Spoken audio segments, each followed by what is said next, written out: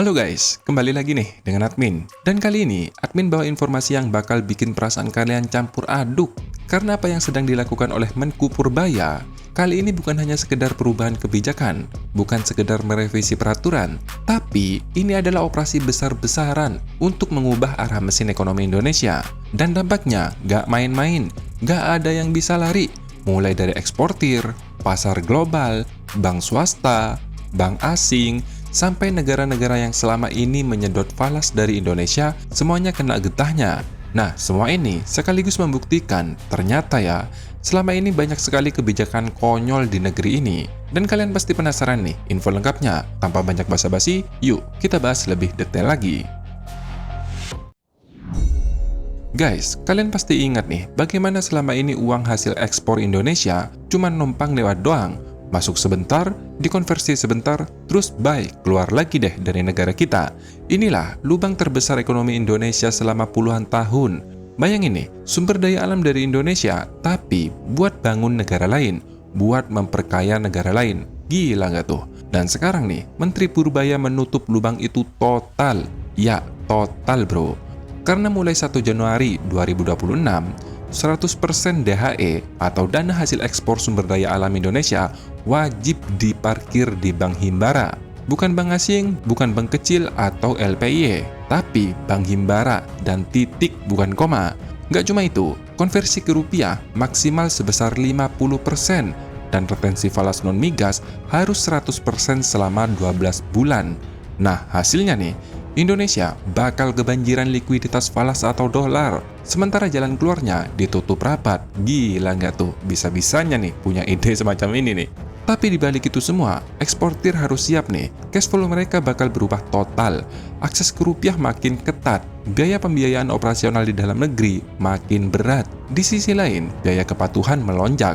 Perusahaan yang selama ini hidup dari konversi cepat bakalan terjepit bro. Sedangkan bank non-himbara bakal mendapatkan tekanan yang berat karena kompetensi yang kalah telak, akses dolar menurun, dan resiko kehilangan basis nasabah dari korporasi yang makin besar. Bahkan nih, bank luar negeri pun yang selama ini menerima jutaan dolar dari ekspor Indonesia akan kehilangan aliran dana yang selama puluhan tahun jadi makanan tetap mereka. Kira-kira negara mana nih yang kena getahnya? Yah, kalian pasti tahu lah ya. Dan ini baru permulaan loh, karena kalau lonjakan simpanan dolar di Bank Himbara meledak, tentu ini akan memperkuat posisi Indonesia menghadapi gejolak global. Dengan banyaknya simpanan falas, Himbara tidak perlu lagi nih bersaing keras mencari dolar dari luar. Tentu, cost fund-nya pun lebih rendah. Artinya, Bank Himbara bakal menjadi raksasa baru karena mereka punya akses falas yang murah dan besar. Posisi Himbara makin dominan dibandingkan bank swasta ataupun bank asing. Jadi nih, kalau ada yang suka investasi jangka pendek, ya pasti tahulah saham bank apa nih yang bakalan naik tahun depan. Di sisi lain, Kemenku anti banget nih kalau Bank Himbara beli SBN. Artinya, bunga kredit bakal makin rendah, sehingga sektor swasta di dalam negeri tidak bergantung pada investor asing, tapi bisa memanfaatkan likuiditas domestik yang melimpah. Dengan bunga kredit yang lebih rendah, perusahaan punya akses pembiayaan murah untuk memperbesar kapasitas produksi, membuka cabang baru, atau masuk ke pasar ekspor. Tentu, ekspansi usaha mendorong perekrutan tenaga kerja baru dan memperkuat penyerapan tenaga kerja di domestik. Selain itu, kredit murah membuat biaya modal lebih rendah, sehingga produk Indonesia bisa lebih kompetitif di pasar global. Ini bisa menjadi momentum nih untuk mempercepat industrialisasi. Belum selesai di situ saja, karena pemerintah nih juga akan menembakkan peluru baru. Ya, karena mulai tahun depan, pemerintah akan menerapkan biaya keluar batubara sebesar 1 hingga 5%. Nah, jadi nih ya ceritanya, beberapa tahun terakhir, atau tepatnya tahun 2020, ketika Undang-Undang Cipta Kerja resmi berlaku, eksportir batubara sering mengajukan restitusi pajak pada saat harga global turun. Tapi, ketika harga melonjak seperti saat ini nih, biaya keluar tidak dikenakan. Akibatnya, pemerintah seolah memberikan subsidi kepada orang yang penghasilannya miliaran. Itu kan lucu. Ironisnya nih ya, restitusi pajak tembus hingga 25 triliun per tahun. Bayangin aja, subsidi hingga 25 triliun, tapi yang menerima subsidi itu penghasilannya ratusan miliar. Kan gimana tuh? Net income kita dari industri batubara bukannya positif, malah dengan pajak segala macam jadi negatif. Jadi undang-undang itu seperti pemerintah memberikan subsidi ke industri yang sudah untungnya banyak. Selain batu bara, bea keluar juga dikenakan pada emas. Hal itu tertuang dalam Peraturan Menteri Keuangan PMK Nomor 80 Tahun 2025 tentang penetapan barang ekspor berupa emas. Dalam aturan ini, ekspor emas dikenakan tarif sebesar 7,5 hingga 12,5%. Efeknya, tentu dong, volume ekspor emas mentah akan turun. Di sisi lain, industri pengolahan dalam negeri bakalan meledak. Pemerintah pengen emas Indonesia diolah di sini, diolah di dalam negeri, bukan diekspor mentah. Ini dorongan hilirisasi yang sangat frontal. Sedangkan di sisi moneter, langkah ini diversifikasi falas biar gak melulu dolar tuh, sekaligus memperkuat cadangan visa. Jadi ya seperti lempar dua burung dengan satu batu. Nah, kalau melihat semua ini, sepertinya strategi pemerintah membangun negeri ini berubah total. Kalau admin pribadi, melihat Menteri Keuangan memilih menggunakan strategi anti badai. Sekali lagi ya, strategi anti badai ini merupakan versi admin bro.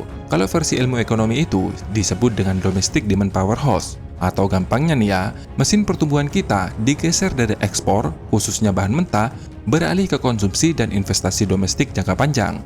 Karena cirinya sangat jelas, utamanya nih ada 3 hal. Pertama, mempergemuk pasar dalam negeri. Hal ini terlihat dari kebijakan moneter yang ekspansif, terlihat dari DHE wajib di Bank Himbara, dan pembatasan konversi rupiah. Ini bukan hanya sekedar membuat rupiah nggak gampang dihajar oleh gejolak global, tapi bank juga nantinya akan kebanjiran likuiditas, sehingga banyak bank terpaksa, khususnya Bank Himbara, menurunkan suku bunga, yang artinya mendorong swasta untuk lebih agresif untuk ekspansi. Kalau swasta ekspansi, membuka cabang, memperbesar kapasitas produksi, atau bahkan masuk ke pasar ekspor, artinya efek berantai yang muncul, yaitu penyerapan tenaga kerja.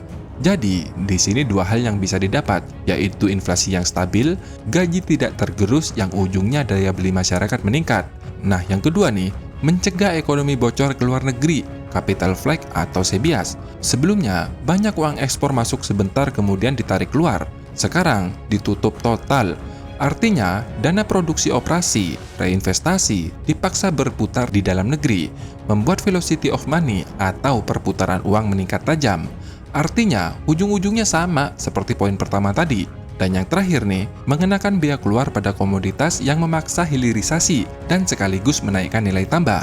Kalau maksa ekspor, bakalan dipajaki, yang pada ujungnya margin ekspor akan turun, memaksa perusahaan akan beralih mengolah di dalam negeri. Pabrik bisa tumbuh, yang ujung-ujungnya sama juga seperti poin pertama tadi. Jadi intinya, semuanya uang itu dipaksa berputar di dalam negeri. Nah, kenapa admin menyebut ini sebagai strategi anti badai? Karena fokus utamanya yang membangun kekuatan ekonomi di dalam negeri. Dengan begitu, ketika harga komoditas andalan Indonesia seperti batu bara, sawit, atau nikel berfluktuasi atau bahkan drop di pasar global, ekonomi nasional tidak terlalu terguncang. Ada pengaruh ya tentu saja, tapi tidak besar hingga mengguncang fondasi ekonomi kita. Ini bukan strategi jangka pendek loh, sebulan atau 2 bulan, melainkan strategi jangka menengah dan jangka panjang. Baru terasa kira-kira 1 hingga 3 tahun ke depan. Tujuannya cuma satu, yaitu melahirkan kelas menengah Indonesia yang meledak. Fokusnya menjadikan pasar domestik sebagai mesin pertumbuhan ekonomi utama. Perusahaan nasional hidup dari konsumsi di dalam negeri, bukan lagi dari harga komoditas global. Bersamaan dengan itu, Indonesia diarahkan menjadi hub manufaktur regional, yang pada akhirnya nih, strategi ini membentuk ekonomi yang tahan banting terhadap guncangan global. Tapi jelas, semuanya nggak indah bro. Tantangannya besar, industri komoditas pasti akan teriak tuh. Bank-bank kecil, khususnya yang swasta, bakalan mengap-mengap. Eksportir, khususnya yang berhubungan dengan komoditas mentah, harus siap-siap merestrukturisasi arus kas, dan sekaligus harus beradaptasi dari ekspor mentah ke industri di dalam negeri.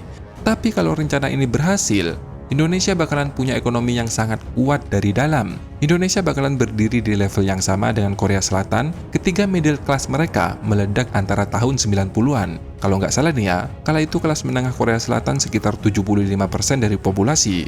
Bayangkan tuh, kalau Indonesia sama seperti itu. Nah, gimana nih kalau menurut pendapat kalian? Apakah strategi ini akan berhasil dan kelas menengah akan meledak seperti yang diharapkan? Atau justru gagal nih? Karena semua ini bro, kuncinya ada di BI. Kalau BI ini tetap lelet dan gak responsif seperti sekarang, menurunkan suku bunga, ya semua kebijakan ini pasti sia-sia. Apalagi yang paham ekonomi tahulah hubungan antara Menku dengan BI. Ya, gak baik-baik saja bro. Nah, silahkan tulis pendapat kalian di kolom komentar. Terima kasih sudah menonton, sampai jumpa di next video. Dadah.